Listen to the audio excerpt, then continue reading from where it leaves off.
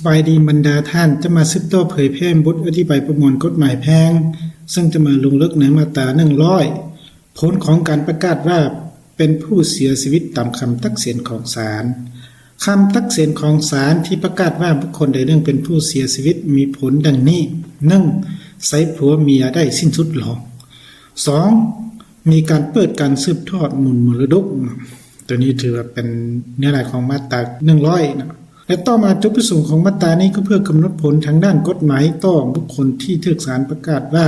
เป็นผู้เสียชีวิตตามคำตัดสินของศาลตัวนี้ถือว่าเป็นจุดประสงค์ของมาตรานี้และต่อมาตัวอย่างอิงตามตัวอย่างของมาตรา99เมื่อ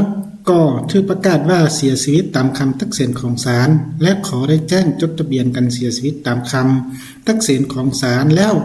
ไสผัวพันผัวเมียระหว่างกอและขอก็สิ้นสุดลงและเป็นพื้นฐานให้แก่กันสืบทอดมูลมรดกของก่อตามกฎหมายนะตอนนี้ถือว่าอิงตามตัวอย่างของมาตรา99เนาะฉะนั้นการเผยแพร่มาตรา100มาฮอดนี้ก็ได้สิ้นสุดลงเพียงเท่านี้นะขอขอบใจ